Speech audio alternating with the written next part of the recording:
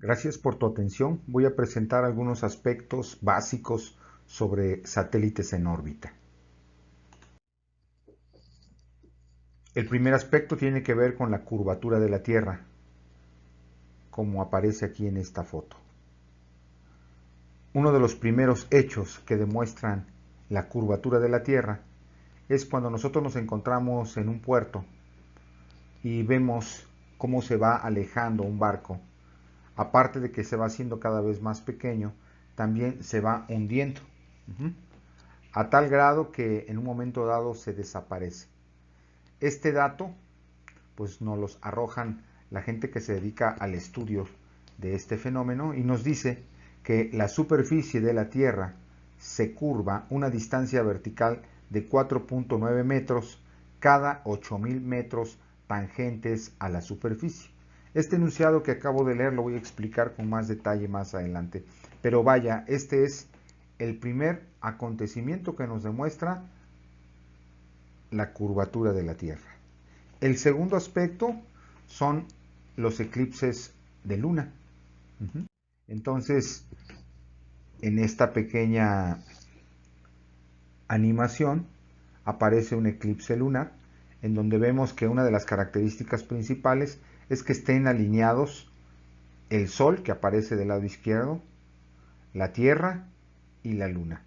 ¿Qué va a pasar? Bueno, que la Luna va a generar una sombra que justamente va a verse en la Tierra, en la Luna, porque la que está tapando la luz solar, pues es la Tierra. Entonces en la Luna vamos a ver una sombra que también cambia de colores. Y en esta siguiente imagen podemos ver una animación también en donde se observa cómo se va cambiando de color la Luna conforme la Tierra va entrando a cubrir los rayos del Sol. Bien, pues este es otro aspecto más que nos demuestra la curvatura de la Tierra, dado que la sombra que se proyecta, si no cubriera totalmente el contorno de la Luna, pues si fuera plana, pues se vería solamente una franja, como si fuese un cinturón en la Luna, ¿no? Muy bien. Otro aspecto que demuestra la curvatura de la Tierra, como un tercer aspecto, es uno que se demostró por ahí en el año 240, perdón, antes de Cristo. Quien hizo esta demostración fue Eratóstenes, que nació en el 276 y murió en el 194 antes de Cristo, de nacionalidad griega. ¿Cuál fue su idea genial? Bueno, él comenta que la luz del Sol genera o va dando, haciendo rayos paralelos la luz. Si la Tierra fuera plana, entonces en cualquier lugar en que estuviéramos de la Tierra se generaría la misma sombra. Situación que no se da. Él se encontraba en un país, en un estado, perdón, de Egipto, en una ciudad más bien, siendo un poquito más específicos, llamada Siena. Y justamente en el solsticio de verano, recuerden que el solsticio implica que el día y la noche tienen la misma duración. Entonces, en el caso del día, bueno, el sol se encuentra en el cenit, por lo tanto, en ese lugar, eh, algún obelisco o un palo, pues no generaría en un momento dado sombra. Pero si tú caminas o ya está alguien kilómetros en otra ciudad, como en este caso Alejandría, los rayos por ser paralelos van a generar una sombra. Entonces aquí lo interesante es que él pudo medir este ángulo de la sombra y pudo hacer una relación muy interesante porque él sabía la distancia que había de Siena a Alejandría. Y con ese dato pudo generar una proporción como la siguiente. Él sabía que de Siena a Alejandría aproximadamente existen 800 kilómetros. Y eso es igual a los 7 grados que también pudo medir. En algún video relacionado con trigonometría específicamente, hablaremos de cómo obtuvo Eratóstenes, algunas de las hipótesis de cómo obtuvo Eratóstenes este ángulo. Por el momento sabemos que el ángulo él obtuvo y fueron de 7 grados, aquí tenemos con un poquito más de precisión 7 grados con 12 minutos. Aquí lo dejo como con 7 grados, entonces 800 kilómetros es a 7 grados, como X kilómetros, porque lo que él quiere demostrar es justamente la circunferencia o perímetro de la Tierra, con lo que se demuestra que tiene una forma esférica. Entonces él dice, bueno, el diámetro o perímetro no lo sé, por lo tanto lo dejamos como X kilómetros, es a 360 grados, que son los grados que conforman una circunferencia completa. Entonces al hacer esta proporción, lo llevó a su formato racional, 800 sobre 7 igual a X sobre 360, se aplica el primer teorema de las proporciones y obtenemos este resultado. Quiere decir que el perímetro de la Tierra es de 41.142.85 kilómetros. La precisión, pues aquí no es tanto lo que interesa, sino el ingenio que tuvo Eratóstenes justo para medir o dar esta medición primera sobre el diámetro, que además de manera directa también demuestra que la Tierra pues es justamente una forma esférica. Bien, voy a continuar. Entonces, fíjense que si alguien se encuentra en un risco y lanza una piedra, si no existiera la gravedad, esta piedra se proyectaría de manera horizontal indefinidamente a una velocidad constante. Si no hubiese gravedad y también si no hubiera aire, entonces el proyectil seguiría esta trayectoria lineal o recta a velocidad constante. Esto nos lo dice justamente la ley de la inercia, la primera ley de Newton. Pero como esto no sucede, o sea, existe gravedad, entonces, ¿qué va a pasar? Bueno, que el proyectil cae por debajo de esta trayectoria recta 4.9 metros cada segundo, después de que el proyectil fue lanzado. Esto es lo que está sucediendo. Muy bien, entonces,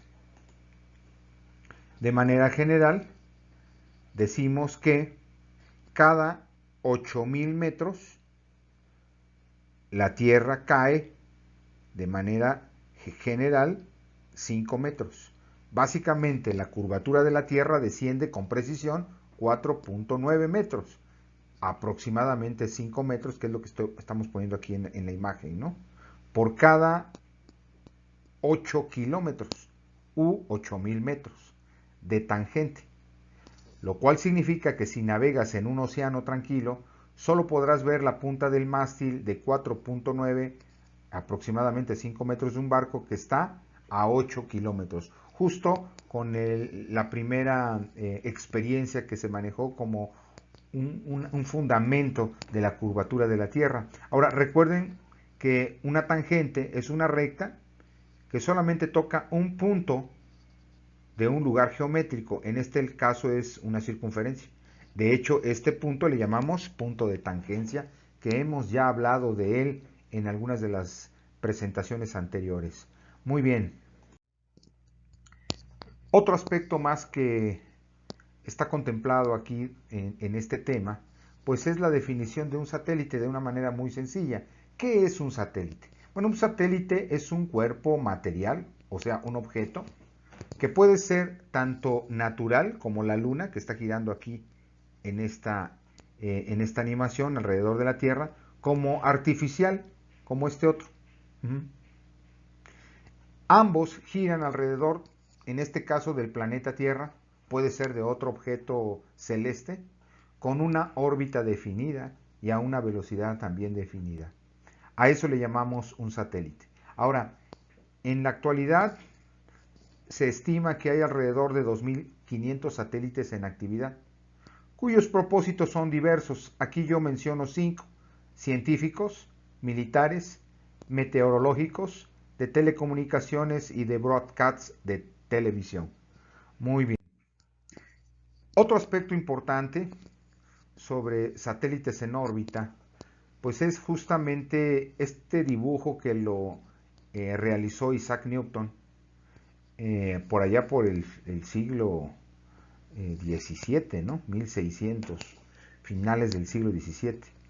¿De qué se trata este? Bueno, él menciona aquí un detalle muy interesante, que si se lanzara un proyectil, por cierto que voy a definir más adelante qué es un proyectil, en este caso pues podría ser una bala de un cañón, si lo lanzamos a una determinada velocidad, pues generará una trayectoria parabólica, como ya lo hemos estudiado en algunos de los temas anteriores, ¿verdad? Dependiendo de la velocidad, el alcance que tendrá el proyectil, pues cada vez será un poquito mayor proporcional a la velocidad. Entonces aquí la pregunta que surge es, ¿cómo podremos nosotros generar una velocidad que haga tanto que el proyectil no caiga justo por la curvatura de la Tierra y se mantenga en órbita? ¿Y qué velocidad hace que el proyectil se salga justamente de esta atracción de la Tierra sobre todos los cuerpos que se encuentran en la vecindad de ella? Voy a presentar aquí una animación en donde nos manifiesta este hecho. Una velocidad 1 cae, la 2 también, y ya en una tercera velocidad, que vamos a hablar de cuál sería ese módulo de esa velocidad, pues haría que un satélite entrara en órbita justamente, o un proyectil específicamente, no, en general más bien, un proyectil de manera general. Muy bien, entonces, el siguiente aspecto es definir qué es un proyectil. Un proyectil es cualquier objeto que se proyecta por algún medio y continúa en movimiento por su propia inercia. Puede ser una canica cuando la lanzamos, una pelota de cualquier tipo, tenis, fútbol americano, básquetbol, fútbol, una bala disparada por alguna arma, un misil y también una jabalina, eh, un disco con los que se usan en los Juegos Olímpicos o una bala. Todos estos son ejemplos de proyectiles. Muy bien. El siguiente aspecto que tiene que ver con satélites en órbita, pues es la velocidad de escape. ¿Cuál es esta velocidad de escape? Bueno, nosotros sabemos que el primer obstáculo que tiene que salvar las misiones espaciales es escapar de la gravedad terrestre, de la fuerza gravitatoria. Entonces, justamente lo que mencionábamos hace unos segundos atrás es, ¿cuál será esta velocidad con la que podamos salir de esta fuerza gravitacional? Bueno, en el caso de la Tierra, esta velocidad es de 11.2 kilómetros sobre segundo, que es justamente V subíndice E, velocidad de escape. Con esta velocidad nosotros podemos hacer que nuestros proyectiles, específicamente naves espaciales, puedan salir de la atracción de la fuerza gravitatoria. ¿Por qué decimos que en el caso de la Tierra? Bueno, porque recuerden que esta fuerza gravitacional depende de la masa y del tamaño de la Tierra, ¿no? Entonces, en el caso de la Tierra, pues esta es su velocidad de escape. Ahora, este dibujo que les estoy presentando nos da otros datos interesantes. Un intervalo de aquellas velocidades en las que se puede mantener en órbita un satélite. En este esquema, pues aparece de 7.7 kilómetros sobre segundo a 10 kilómetros sobre segundo. Porque recuerden que pasando los 11.2 ya no entra en órbita un proyectil, sino que se escapa, sale, ¿verdad? Porque ya está venciendo justamente la fuerza gravitacional y está ganando la fuerza que le llamamos centrífuga, ¿verdad? Que es la que hace que el objeto se pueda salir. Muy bien. Voy a plantear aquí un problema con el que vamos a terminar justamente este tema. Aquí se encuentra la Tierra y tenemos un satélite en órbita. ¿Qué queremos saber en este problemita? Bueno, lo que queremos saber es cuál es la velocidad con la que se mantiene un satélite con las características que voy mencionando con respecto a los datos que voy poniendo aquí. Entonces, ¿qué datos contamos? Bueno, nosotros sabemos y justamente también porque lo resolvimos en uno de los problemas anteriores, más bien de los temas anteriores en un problema que abordamos, obtuvimos la masa de la Tierra. Entonces podemos generalizar nosotros diciendo que la masa de la Tierra, además en notación científica, que también ya lo estudiamos, es de 6 por 10 a la 24 kilogramos. ¿Qué otro dato sabemos? El radio de la Tierra. El radio de la Tierra es de 6.370 kilómetros, del centro a la periferia. ¿Qué otro dato más? Bueno, la altura en la que es lanzado el satélite, la altura que va de la periferia a donde se encuentra el satélite, es de 4.000 kilómetros. Nosotros sabemos que la constante de gravitación universal G mayúscula es igual a 6.67 por 10 a la 11 Newton metro cuadrado kilogramo cuadrado. Este es otro dato más que sabemos nosotros. Y sabemos que la masa de este satélite que va a entrar en órbita es de 200 kilogramos. Para poder encontrar la velocidad que va a generar que este satélite se encuentre en órbita, pues tenemos que hacer un análisis de qué fuerzas están involucradas ahí. Hay una fuerza que atrae al satélite a la Tierra, que ya hemos hablado de ella, que es la fuerza subíndice G, o sea, la fuerza gravitacional, que es una fuerza atractiva. Pero después tenemos acá otra fuerza que podríamos decir que es repulsiva, que le llamamos la fuerza centrífuga. Si estas fuerzas tienen el mismo módulo, entonces el satélite estará en órbita. Si hay un desequilibrio en ellas, entonces ya sea que caiga el satélite o que el satélite escape de la órbita de la que tendría que tener. Muy bien, entonces, ¿qué vamos a hacer? Bueno, pues justamente nosotros sabemos que la fórmula de la fuerza centrífuga es igual a la masa por la velocidad al cuadrado por el radio. En este caso el radio es este segmento que estoy mostrando en este momento. Ahorita vamos a hablar más de él desde un punto de vista numérico. Ahora, ¿qué otra fórmula tenemos? Bueno, nosotros sabemos que la fuerza gravitacional es igual a G por la masa de la Tierra, la masa del satélite entre el mismo radio al cuadrado. ¿Cuál radio? Pues el segmento que acabo de mostrar, que va del centro de la Tierra a el satélite en órbita. Muy bien, entonces si nosotros igualamos estas dos fuerzas justo para demostrar que está en equilibrio y pueda orbitar el satélite, entonces necesitamos saber el radio con precisión, porque el radio, entonces como nosotros sabemos el radio de la Tierra, lo vamos a sumar el radio de la Tierra ¿a quién? A la distancia que va de la superficie de la Tierra al satélite, que son 4.000 kilómetros. Al sumar estos dos datos, vamos a obtener un radio de 10.370 kilómetros, que en notación científica sería 1.037 por 10 a la 7 metros. Recuerden que este número es el factor C y este segundo número, que son dos factores que se están multiplicando, es lo que le llamamos potencia de 10. Recuerden que el factor C debe de ser mayor o igual a 1 y menor que 10, situación que aquí se está manifestando con plenitud.